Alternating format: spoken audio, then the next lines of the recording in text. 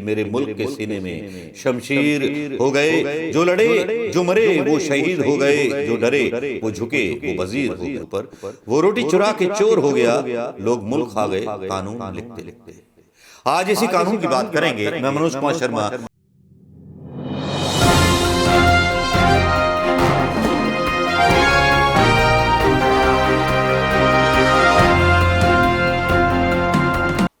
दोस्तों नमस्कार, मैं मनोज कुमार शर्मा। आज शुरुआत करूंगा एक शेर के साथ। कुछ पन्ने इतिहास के मेरे मुल्क के सीने में शमशीर हो गए जो लड़े, जो मरे वो शहीद हो गए, जो डरे वो झुके वो वजीर हो गए।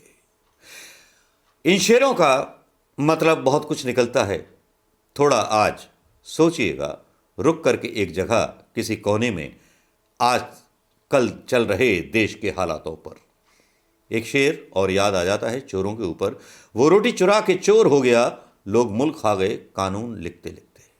आज इसी कानून की बात करेंगे। मैं मनोज कुमार शर्मा, आज़ाद हिंद आवाज़ न्यूज़ के लिए आपके बीच में। दोस्तों, आज न्यायपालिका सुप्रीम कोर्ट में प्रधानमंत्री मोदी की बहुत बड़ी परीक्षा हो रही है। जी हां, उनके इस निर्णय पर बहुत कड़े सवालों जवाब मील आउट कर रहे हैं, मतलब अटॉर्नी जनरल से। उनको पानी पानी कर दिया है। मसला तो आपको पता ही होगा, कल का मैंने वीडियो डाला था कि चुनाव आयुक्त की जो नियुक्ति की गई, एक दिन रिटायरमेंट के बाद ही अरुण पुरी जो थे आईपीएस, उनकी उस पर सरकार पर निगाहें टेढ़ी कर दी सुप्रीम कोर्ट ने, और वो फाइल मंगा ली कि जिस फाइल में प्रक्रिया दर्ज थी कि किस तरह से चुने गए ये अरुण पुरी साहब चुनाव आयुक्त। आज एक बहुत बड़ी एक टिप्पणी भी कर दी जज साहब ने, और वो टिप्पणी ये थी कि पिछले 46 सालों में केवल 10 चुनाव आयुक्त बदले गए, और उसके बाद में करीब बहुत सारे जजों को, बहुत सारे चुनाव आयुक्त जो थे बदल दिए गए। 7 दशकों में ऐसा कुछ ना हुआ जो अब हो गया। सुप्रीम कोर्ट का बहुत सीधा सा मानना है कि स्वतंत्र चुनाव आयोग होना चाहिए हमारे देश के अंदर। उसने सीधे अपने पहले निर्णय में कहा है सुप्रीम कोर्ट ने कि पाकिस्तान, बांग्लादेश, नेपाल सहित कई देशों में चुनाव पैनल में के लिए चयन और नियुक्ति की प्रक्रिया अधिक पारदर्शी रही है। पारदर्शिता सुनिश्चित करने के लिए कानून है। मुख्य चुनाव आयुक्त यानी कि सीईसी और चुनाव आयुक्तों की नियुक्ति के लिए स्पष्ट प्रणाली का अभाव, उनके छोटे कार्यकाल, राजनीतिक दबाव में झुकने, उनकी चयन प्रक्रिया में अपारदर्शिता, ये चिंता का विषय है, जिन पर सुप्रीम कोर्ट ने बुधवार को तल्ख टिप्पणी की थी। सुप्रीम कोर्ट ने केंद्र को सलाह दी कि चयन के लिए कॉलेजियम जैसे पैनल में भारत के मुख्य न्यायाधीश को शामिल करें। कॉलेजियम की वकालत की। मैं यहां आपको बताता चलूं कि सरकार के मुख्य मंत्री जो हैं किरण रिजिजू, ये बोल चुके हैं कॉलेजियम सिस्टम खत्म करने के लिए। इसी को लेकर के सरकार और न्यायपालिका के बीच बहुत बुरी तरह ठन गई है। 36 का आंकड़ा बन गया है, क्योंकि जो व्यवस्था चली आ रही है पहले से, सुप्रीम कोर्ट के ना तो वकील चाहते हैं ना जज चाहते हैं कि इस प्रक्रिया को बदला जाए, लेकिन प्रधानमंत्री मोदी पूरी न्यायपालिका पर अपनी पकड़ करना चाहते हैं। वो एक अलग बात है, वो किसी संघी को, किसी आरएसएस वाले को सुप्रीम कोर्ट का कभी चीफ जस्टिस, कभी राज्यसभा का लालच दे करके बना लेते हैं। वो चाहते हैं कि नियुक्ति हो तो अपने हिसाब से हो। इसी को लेकर के न्यायपालिका बहुत बुरी तरह चिड़ी हुई है। इसीलिए मोदी जी की भयंकर क्लास आज की डेट में, चाहे नोटबंदी का मुद्दा हो, चाहे जो नए चुनाव आयुक्त चुने गए हों उसको लेकर के, और इतनी ज़्यादा किरकिरी हो रही है। एडीजे जो हैं, इतनी किरकिरी हो रही है कि जो सरकार के वकील हैं वो सरकार का बचाव नहीं कर पा रहे। इससे ज़्यादा शर्मनाक स्थिति क्या होगी। लेकिन मोदी और अमित शाह हैं बस गुजरात के चुनाव में। लगता है कि ये केवल चुनाव लड़ने के लिए ये सत्ता में आई है भारतीय जनता पार्टी। इसको देश के विकास से या देश के लोगों की मजबूरियों से कोई लेना देना नहीं है कि राज्य में सरकार कैसे बने। बस इनको तो बस यही चाहिए। संवैधानिक पीठ की टिप्पणियां आती हैं। सुप्रीम कोर्ट ने मौजूदा व्यवस्था को खारिज कर दिया है जो भारतीय जनता पार्टी ने बनाई। जस्टिस जोसेफ की अध्यक्षता वाली 5 सदस्यीय संविधान पीठ, जिसमें justice Ajay Rastogi, justice Aniruddha Bose, justice Hrishikesh Roy, justice CT Ravi Kumar शामिल हैं, इन याचिकाओं को सुन रही है। जिनमें निर्वाचन समिति को राजनीतिक या कार्यकारी हस्तक्षेप से बचाने के लिए कोर्ट द्वारा निर्देश देने की मांग की गई है। संविधान पीठ ने कहा, किसी श्रेष्ठ गैर राजनीतिक सुदृढ़ चरित्र वाले व्यक्ति जो प्रभावित हुए बिना स्वतंत्र निर्णय ले सके उसको नियुक्त किया जाना चाहिए। हालांकि आर वेंकट रमन जो अटॉर्नी जनरल थे सरकार के, उन्होंने बोला कि आप इसमें हस्तक्षेप मत कीजिए, लेकिन उन पर जो था आग बबूला हो गए सारे सुप्रीम कोर्ट के जज। वो बोले कि सत्ता में आने वाली प्रत्येक पार्टी इसे बरकरार रखना चाहती है। सरकार किसको चुनती है और सीईसी के पद पर काम करने के लिए बहुत कम समय दिया जाता है। 26 सालों में 15 सीआईसी 46 सालों में 10 मुख्य चुनाव आयुक्त नियुक्त किए गए और टीएन शेषन के बाद पिछले 26 सालों में 15 सीईसी नियुक्त किए गए। टीएन शेषन केवल एक ऐसे चुनाव आयुक्त थे जिन्होंने 6 साल अपना कार्यकाल पूरा किया था। अब सरकारें अपने हिसाब से चुनाव आयुक्त को बदल देती हैं। लेकिन जो आरोप कांग्रेस लगा रही है बीजेपी पर, वो आरोप फिर आयत होते हैं कांग्रेस के ऊपर भी कि अगर कांग्रेस का चुनाव आयुक्त था तो कांग्रेस चुनाव क्यों नहीं जीती, लेकिन बीजेपी तो चुनाव जीत रही है। तो बीजेपी बहुत ही संगठित ढंग से लूट कर रही है हर चीज की। बहुत सारी चीजें ऐसी हैं, क्योंकि आज जिस तरह ट्विटर पर बहस देखने को मिल रही है वो वाकई बहुत शर्मनाक है इस देश की सरकार के लिए। जो आज सबमिशन किया गया चुनाव आयुक्त की प्रक्रिया को लेकर के, वो वाकई में बचकाना था। सबमिशन जो किया गया अटॉर्नी जनरल बी वेंकटा राममनी ने, उन्होंने कहा कि साहब हमने जो था 4 लोगों के नाम शॉर्ट लिस्टेड किए थे, उसमें से हमने एक को चुना।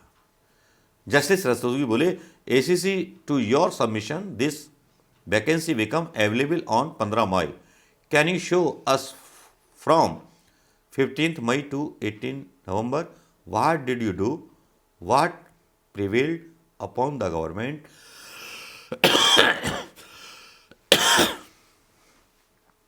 that you did this appointment super fast on one day।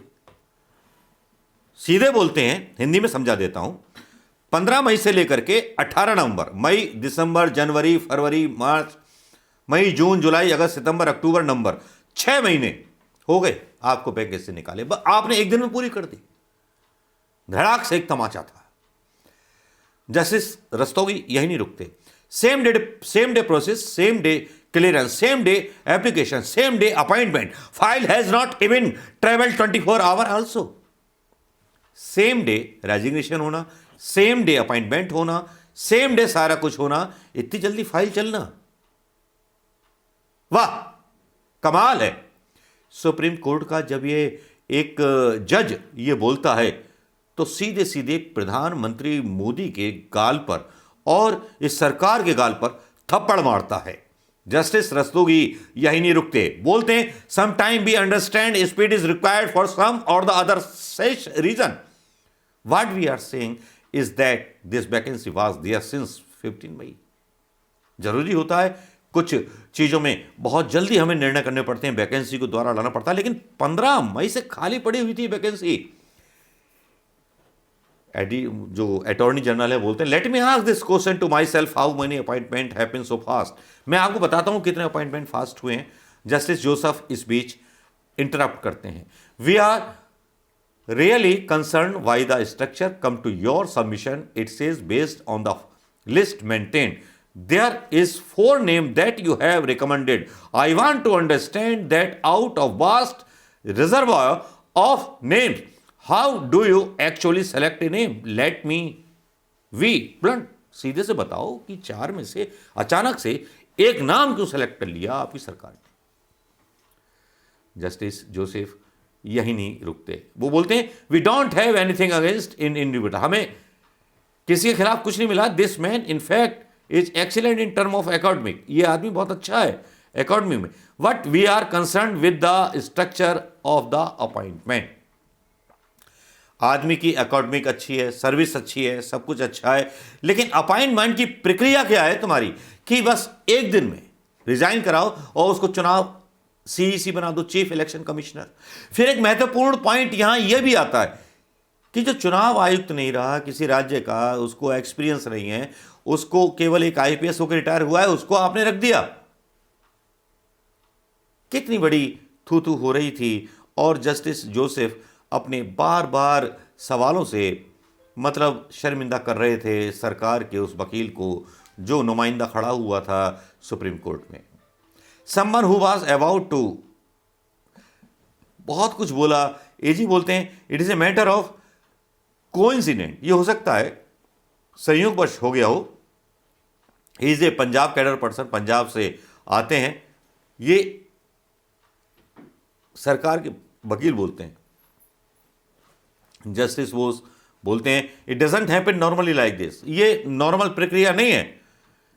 Attorney general बोलते हैं it is normally my lord, he was anyways going to retire, वो रिटायर होने वाला था।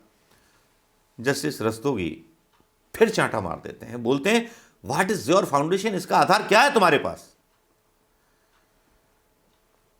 एजी बोलते हैं there is a process, there is a convention, there is a method, एक method है साहब, ये प्रोसेस है। रस्तोगी बोलते हैं तो please show us. Justice Joseph बोलते हैं you should understand this is not adversarial, this is for our understanding, we understand there is a system which has worked well, what we want to know how do you make this database, आपने database कैसे बनाया उसके बारे में हमें जानकारी दीजिए। Attorney general बोलते हैं anybody can look into this, कोई भी देख सकता है इस डेटाबेस को। तो बोलते हैं जस्टिस जोसेफ कि how the 4 names were short listed then, तब केवल 4 नाम ही शॉर्ट लिस्टेड क्यों हुए। That is what we want to know, ये हम जानना चाहते हैं। खैर बहस लंबी चली थी, मुख्य अंश मैंने आपको बता दिए। इतनी किरकिर की बात और अटॉर्नी जनरल और अंदर की बहस जो चली मैंने आपको बता दी। दोस्तों, चुनाव आयोग पर इतनी सख्त हो गई है सुप्रीम कोर्ट, लेकिन अभी रात बाकी है, कहानी बाकी है। मॉनिटाइजेशन पर फैसला आना बाकी है। मॉनिटाइजेशन पर एक कहानी ये भी है कि उर्जित पटेल के साइन 2 साल पहले हो चुके थे उन नोटों पर जो नोटबंदी के बाद जारी किए गए और पहले छपवा लिए गए थे। नमस्कार, जय हिंद दोस्तों। इनसाइड स्टोरी आपको कैसी लगी कोर्ट की और कार्रवाई कैसी लगी इसके बारे में जरूर बताइएगा और कमेंट कीजिएगा। नमस्कार, जय हिंद दोस्तों।